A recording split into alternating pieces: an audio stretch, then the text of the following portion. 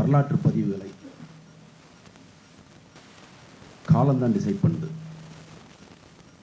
ஒரு வெள்ளைக்காரன், ஒரு ஃபாரினர் எப்படி நமக்கு வந்து 47 சுதந்திரம் கொடுத்தாங்களோ அதே மாதிரி ஒரு ஃபாரினர் இங்கிலாந்து இலங்கை இருவருக்கும் சொந்தமான நாடுன்னு ஒரே ஒரு கையெழுத்து மட்டும் அவர் போட்டிருந்தாருன்னா இத்தனை லட்ச தமிழர்களின் மரணம் தடுக்கப்பட்டிருக்கும். அதான் வரலாறுகள் எல்லாமே ஒரு சில நொடிகளில் நடக்கிற தவறுகளோ இல்லை சம்பவங்களாகவோ இருக்கிறதுனால தான் எல்லாமே நடந்துகிட்டு இருக்கு.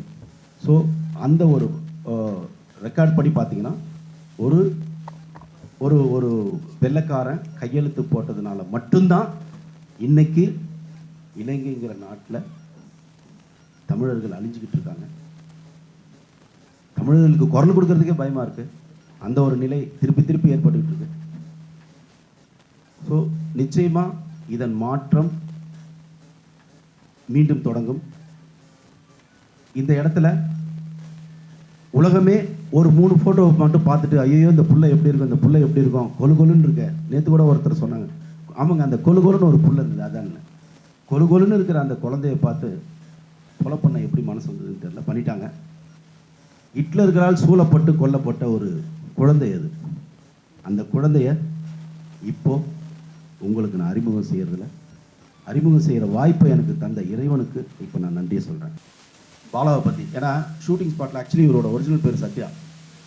இவர் எந்த அளவுக்கு தன்னை பாலாவை மாற்றிட்டு இருக்காருன்னா, சத்யான்னு கூப்பிட்டா திரும்புறதே இல்லை, பாலான்னு சொன்னால் தான் ஷூட்டிங் ஸ்பாட்லேயே திரும்பி பார்த்து சார் அப்படின்னு சொல்கிற அளவுக்கு பாலாங்கிற அந்த அந்த அந்த பாவமான ஒரு ஜீவாத்மா அவனுக்குள்ளே இறங்கிடுச்சு நான் நம்புகிறேன். ஏன்னா அந்த அளவுக்கு அந்த பையன் வந்து ஒவ்வொரு ஷாட் எடுக்கும் போதும் உண்மையிலேயே இப்படி தான் இருந்திருப்பாரோ, அந்த பாலன்ற அந்த பையன் இப்படி தான் இருந்திருப்பாரோ, இப்படி தான் வளர்த்துருப்பாங்களோ, தலைவர் பிரபாகரன் அவர்கள் தன் மகனை இப்படி தான் வளர்த்துருப்பாரோன்னு நினைக்கிற அளவுக்கு அவருடைய செயல்பாடுகள் இருந்தது. இந்த படம் எடுக்க வேண்டிய நிர்பந்தமோ இல்லை இதன் மூலமாக வியாபாரமோ அதெல்லாம் எந்த நோக்கமே இதுக்கு கிடையாது. இந்த படத்துக்கு பின்னாடி இருக்கிற ஒரே நோக்கம், இந்த படத்தோட இன்வெஸ்டரான பாரிவேந்தர் ஐயாவுக்கான ஒரே நோக்கம், இந்த படம் தமிழர்களுக்காக நாம் ஒரு பதிவை செய்யணும். இது வரைக்கும் தமிழர்களோட படங்களை படங்கள், அதாவது தமிழர்களோட வீரத்தை கதையாக சொல்லி இதுவாக சொல்லியிருக்காங்கன்னா, நடந்த ஒரு சம்பவத்தை, நிகழ்கால சம்பவத்தை, ரொம்ப நாளைக்கு முன்னாடி இல்லை, நிகழ்கால சம்பவத்தை நாம் எடுக்கும்போது ரொம்ப கேர்ஃபுல்லாக, ஏன்னா இன்றைக்கி வந்து ஊடகங்களுடைய அறிவு வளர்ச்சி மிக பிரம்மாண்டமாக இருக்குது. நம்ம எந்த ஒரு சிறிய தவறுகள் செய்தாலும் அதை வந்து ஃபோக்கஸ் பண்ணி கண்டுபிடிக்கிற அளவுக்கான ஊடகங்களுடைய வளர்ச்சி பிரம்மாண்டமாக இருக்கிறதுனால நாம் செய்கிற செயல் வந்து ரொம்ப ஆத்தென்டிக்காகவும் நம்பகத்தன்மையோட, அதே நேரத்தில் ப்ரௌடாகவும். ஏன்னா ஒரு மிகப்பெரிய போராளி, அந்த போராளியோட கதையும் மெயினாக போராளியோட மகனுடைய கதை தான் இது. அந்த மகனுக்காக இடையில அந்த தலைவரும் வந்துட்டு போறாரு படத்தில். ஸோ அதை நம்ம சொல்லும்போது இந்த படம் உலகத்தில் இருக்கிற எல்லாரோட கவனத்துக்கும் போகும்போது நம்மளுடைய தமிழர்களுடைய அறிவும் தமிழர்களோட வீரமும் சரியான முறையில் திரைக்கதையிலையும் படமாக்குறதுலையும் பதிவாக இருக்கணுன்றதுல வேந்தர் ரொம்ப குறிப்பாக இருந்தாங்க.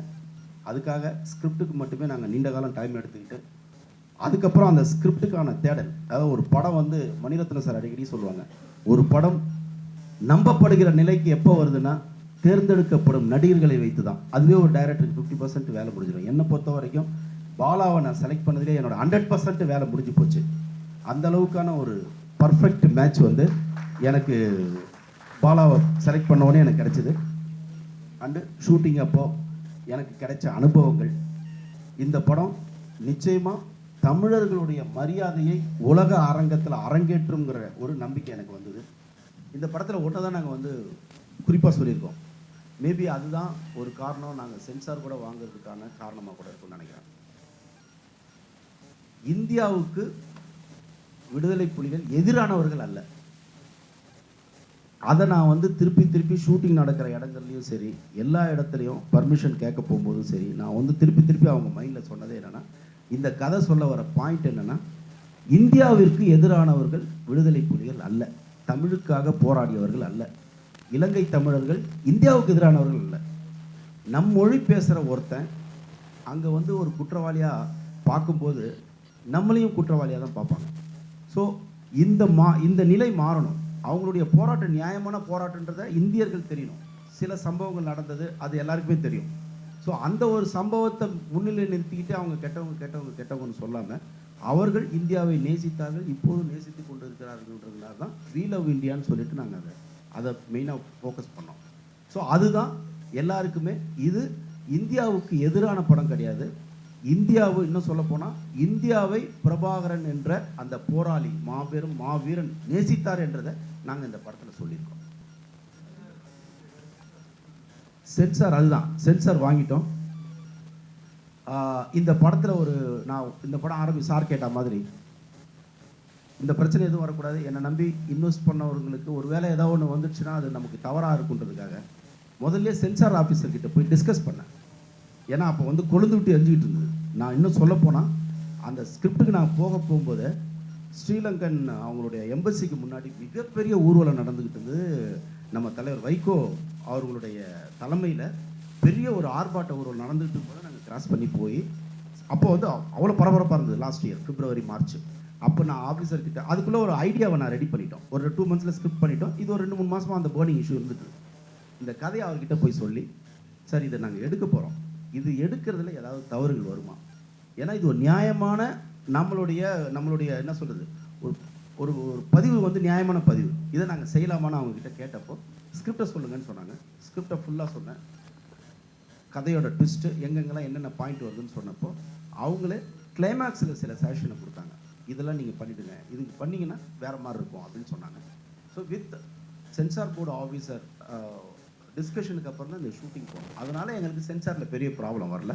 படம் பார்த்ததுக்கப்புறம் சில இதெல்லாம் மாற்றிங்கன்னு சொல்லிட்டு இது பண்ணாங்க. பட் அவங்களுக்கு ஒன்று தான், அவங்களும் நாங்கள் என்ன நினச்சோமோ அதை கரெக்டாக பாயிண்ட் அவுட் பண்ணிட்டாங்க. என்னென்னா இந்தியாவை விடுதலை புலிகள் நேசித்தார்கள், அவர்களை நேசிக்க வைக்க வேண்டும். அப்போ தான் எதிர்காலத்தில் இந்தியாவில் வேறு எந்த ஒரு ஏற்கனவே நடந்த அசம்பாவிதம் மாதிரி நடக்காமல் அவர்களை வந்து நம்ம பாசிட்டிவான ஆட்டிடியூட்டில் அவங்கள வந்து நம்ம அப்ரோச் பண்ணி அவங்கள பண்ணணுன்றது வந்து இந்த படத்தோட இன்டென்ஷன்.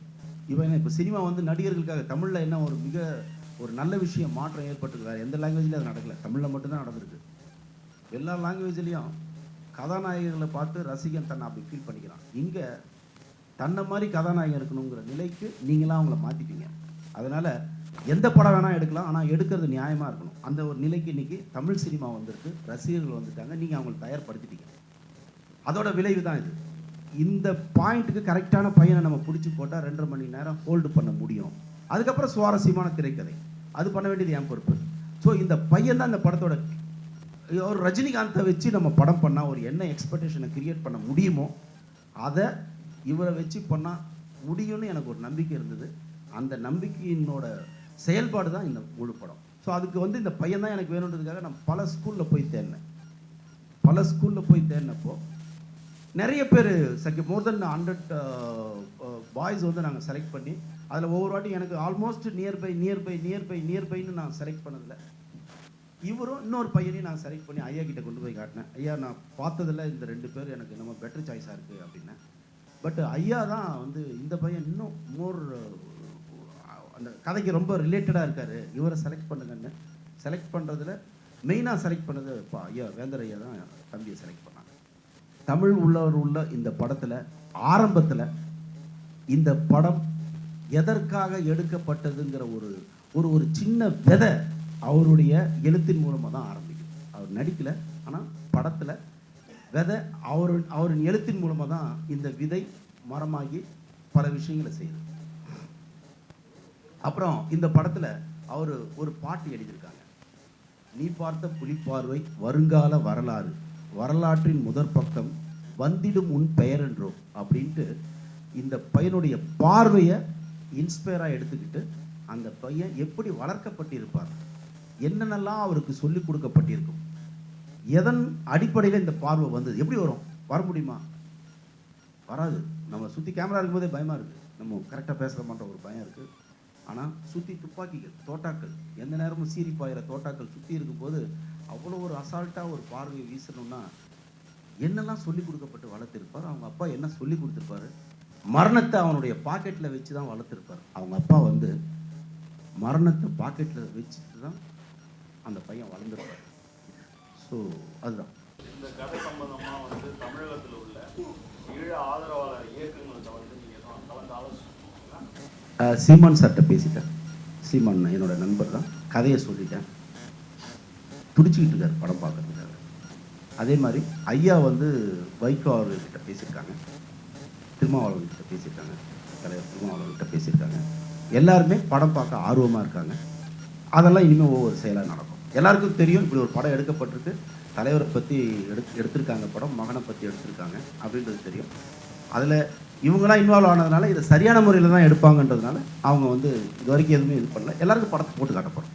முதல்ல சென்சாருக்கு இந்த படத்துக்கு சென்சாரா நானா அப்படின்னு பயந்துட்டு நிறைய பேர் வரல. ஆக்சுவலி அப்புறம் வந்ததுக்கப்புறம் நாங்கள் நினச்சோம் பெரிய ஹெவி டிஸ்கஷன் போகுது, விடிய விடிய போகுதுன்னு பார்த்தா வித்தின் 10 minutes தே கால்டு மீ. கூப்பிட்டுட்டு உங்கள் படத்துக்கு யூஎஸ் சர்டிஃபிகேட் கொடுத்துருக்கோம். உண்மையிலேயே எனக்கு வந்து அந்த நிமிடம் தான் என்னுடைய வாழ்க்கையில் இனியும் இதற்கு முன்னதும் ஒரு முக்கியமான நிமிடம் ஆகிப்போச்சு. ஏன்னா அவ்வளோ ஒரு பயத்தை நான் 1.5 வருஷமாக வச்சுட்டு இருந்தேன். என்ன ஆகும் என்ன ஆகும் என்ன ஆகும். அதுக்கு அவங்க பர்சனலாக என்கிட்ட சொன்ன விஷயம், அந்த வி லவ் இந்தியான்னு ஒரு விஷயத்தை நீங்கள் சொன்னீங்க பார்த்தீங்களா, அதுதான் உங்கள் மொத்த படத்தில் ஒரு புத்திசாலித்தனமான செயல். ஏன்னா சென்சார் என்பது எதையும் கெடுக்கணும், தடுக்கணும், நிறுத்தி வைக்கணுன்றது இல்லை. சென்சார் மெம்பருங்களோட எண்ணம் அது இல்லை. உங்கள் படத்தை பார்த்துட்டு யாரும் ஸ்டிமுலேட் ஆகிடக்கூடாது, தவறான எண்ணத்துக்கு போயிடக்கூடாது. அதை விட பாசிட்டிவான எண்ணத்தை விதைக்கணும். அது இருக்கான்னு தான் நாங்கள் பார்ப்போம். அது இந்த படத்தில் இருந்ததுனால இந்த படத்தை நாங்கள் வந்து அலோவ் பண்ணுறோம்னு சொன்னோம். இதுக்கு முன்னாடி வந்த ஒரு படம் வந்து எதிர்பாராத விதமாக தடை செய்யப்படும். அது என்ன படம் எல்லாருக்கும் தெரியும். அந்த படத்தில் ஒரு ஒரு ஒரு ஒரு விஷயம் சொன்னதுனால தான் எல்லாருமே கொதிச்சாங்க. தலைவர் இறந்து விட்டார் அப்படின்னு நீங்கள் ஆர்த்தண்டிக்காக சொல்கிறீங்க அப்படின்னு தான் அதை இது பண்ணாங்க. ஸோ அதை மக்களுமே அதை வந்து அக்செப்ட் பண்ணிக்கல, அந்த அளவுக்கு நேசிக்கிறாங்க. ஸோ ஒரு நேசிக்கிற ஒரு விஷயத்தை நாம் ஏன் வந்து அவங்களுக்கு அதை சந்தோஷத்தை தரக்கூடாது அப்படின்றது தான். மேபி திருப்பி வரலாம், யாருக்கு தெரியும். ஊனோ இன்னமும் அவர்களுடைய ஆப்போசிட் குரூப்பை இன்னும் ஒத்துக்கலையே, சொல்லலையே, எஸ் அப்படின்னு சொல்லலையே. இன்னமும் நம்ம சிலரை கேட்குறவங்க மட்டும் தானே இருக்காங்க. இது ஒரு வரலாற்று பதிவு, ஒரு வீரத்தமிழன் வரலாற்று பதிவு. அது அற்புதமாக செய்யப்பட்டிருக்கு. இது முறையாக போய் மக்கள்கிட்ட சேரணும். இதிலிருந்து நம்ம இதை ஒரு கான்ட்ரவர்சி பண்ணியோ இல்லை இதுக்குன்னு சொல்லியோ இதை நம்ம ப்ரொமோட் பண்ண வேணாம்ங்கிறது எங்களுடைய கருத்து. இந்த பதிவு எல்லாத்துக்கும் தெரியணும். அதுக்கான முழு ஒத்துழைப்பு கொண்டு நாங்கள் எதிர்பார்க்குறோம். ஏன்னா இது ஒரு கமர்ஷியல் ஃபில்ம் இல்லை, நம்ம தேட்டர் ரிலீஸ் பண்ணோம் எவ்வளோ ஷேர் வந்ததுன்னு பார்க்குற படம் இல்லை இது. இந்த பதிவு வந்து காலங்காலமாக நம்ம தலைமுறைகள்லாம் இதை பார்க்கணுன்றதுக்கான ஒரு முயற்சி இது. இதுங்களுடைய சப்போர்ட் வேணும். இது முழுக்க செஞ்சது வந்து அவர் பாரிவேந்தர் அவர்கள் வந்து அவருடைய ரொம்ப நல்ல எண்ணத்தில் இந்த ஒரு பதிவு இருக்கணுன்றக்காக செஞ்சுருக்கிறார். அதை இதை பொறுத்தவரைக்கும் பிரவீன் காந்தியை பொறுத்த வரைக்கும் இந்த படத்தினுடைய முழு பொறுமையை எடுத்துகிட்டு பண்ணியிருக்காரு. அவர் வந்து ஒரு பிரம்மாண்ட படங்களை இயக்கியிருந்தாலும் இந்த படத்தையில் வந்து ஒரு பிரம்மாண்ட படத்துக்கு ஈக்குவலான ஒரு படமாக எடுத்துருக்கிறார். அந்த படத்தை அவருடைய 100% உழைப்பு அதில் கொடுத்துருக்கிறாரு. வெறுமனே வந்து ஸ்கிரிப்ட் டைரக்ஷன் மட்டும் பார்க்காம ஒரு இந்த பல மாதம் அலைஞ்சு தெரிஞ்சு இந்த பாலாவை கண்டுபிடிச்சதுலேருந்து அதற்கான லொக்கேஷன்களை தேர்வு செய்ததுலேருந்து தயாரிப்பு பொறுப்பையும் ஏற்றுக்கிட்டு டோட்டலாக காப்பி மாதிரி நாங்கள் டோட்டலாக பொறுப்பு நீங்களே பண்ணிங்கன்னு கொடுத்துட்டோம். எல்லா வேலையும் அவரே பார்த்துக்கிட்டார் டோட்டலாக. ஒரு இந்த படத்தினுடைய டைரக்டர் அவர் தான், ப்ரொடக்ஷன் மேனேஜர் அவர் தான், ப்ரொடக்ஷன் பாய் அவர் தான், அவ்வளோ கிரியேட்டரும் அவர் தான். அந்த அளவுக்கு எனக்கு வந்து ஒரு இந்த வயசில் இவ்வளோ பெரிய பொறுப்பு ஏற்று செஞ்சது வந்து அது வந்து அவருடைய உணர்வு. இது ஒரு அவரும் அப்படி தான், இது ஒரு வியாபார படம் ஒன்றை இதை வச்சு நம்ம 4 படம் கிடைக்கும்னு அவர் பண்ணல. இப்படி ஒரு பதிவை செஞ்ச பெருமை வேணும்னு அவரும் எதிர்பார்த்தாரு. அந்த பெருமை நிச்சயமாக அவருக்கு கிடைக்கும். அந்த மாதிரி ஒன்று பண்ணியிருக்கிறோம் அதில். ஸோ இதுக்கு வந்து வியாபார ரீதிக்கு வியாபாரத்தை தாண்டிய ஒரு ஆதரவு கொண்டு நாங்கள் எதிர்பார்க்குறோம். அதே மாதிரி வந்து அந்த அவர் சொன்ன மாதிரி விஷயம், அந்த இலங்கையில் எடுத்துருந்து இதில் ஸ்டாக் ஷாட் யூஸ் பண்ணது நம்ம வந்து அனுமதி இல்லாமல்லாம் எம்பசி பர்மிஷன் இல்லாமல் எடுக்கல. எல்லா படத்துக்கும் ஸ்டாக் ஷாட் வாங்குறோம் இல்லையா, அதை வாங்கி நம்ம அதை யூஸ் பண்ணியிருக்கோம். அதனால் அது அனுமதி இல்லாமல் எதுவும் எடுக்க மாட்டேன். அந்த அளவில் இந்த படம் வந்து இந்த பையனுக்கு வந்து உலகளாவிய ஒரு அங்கீகாரத்தை பாலாவுக்கு வாங்கி தர போகிற படம். உலகளா அங்கீகாரத்தை பிரவீன் காந்திக்கு வந்து அவர் லைஃப் டைம் வந்து அவருக்கு ஒரு பேர் சொல்லும் ஒரு படமாக இருக்கும். அது எங்களுக்கும் வந்து இப்படி ஒரு வீரத்தமிழ் வரலாற்றை பதிவு செய்ததில் ஒரு மிகப்பெரிய பெருமை.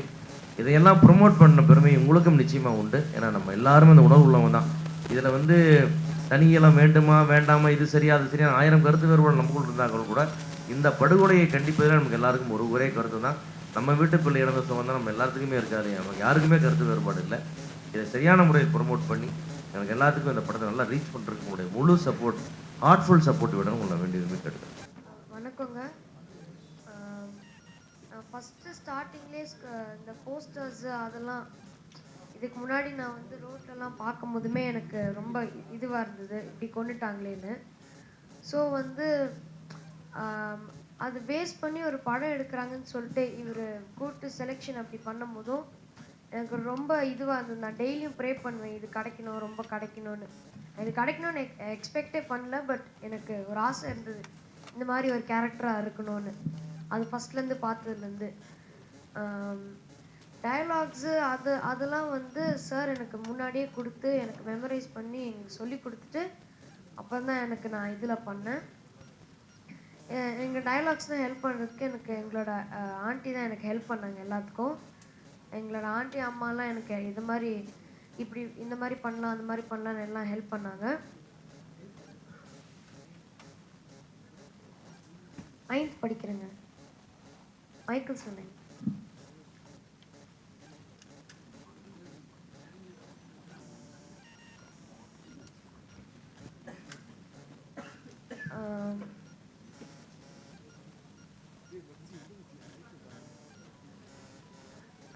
ஃபஸ்ட்டு ஷார்ட் அப்போ எனக்கு பயம் இருந்தது எப்படி இருக்கும்னு. பட் போக போக அப்படியே பழகிடுச்சு. இந்த டைம் அப்போ இது பண்ணலாம், இது இந்த மாதிரி நியூ இதெல்லாம் கற்றுக்கிட்டாரு. ஒவ்வொரு ஷார்ட்க்கும் புதுசாக சொல்லி தந்து இதில் நான் நிறையா கற்றுக்கிட்டேங்க. இதுதான் என்னோடய ஃபர்ஸ்ட் மெயின் ரோலு. இதில் நான் நிறையா கற்றுக்கிட்டேன் என்ன எதில் பண்ணலான்னு. அதுக்கப்புறம் எனக்கு பயம் இல்லைங்க. ஸோ அதுக்கப்புறம் நல்லா தான். தேங்க்யூங்க. Hi, this is Sonim Bajwa and everyone watching YouTube, please subscribe to Red Pix.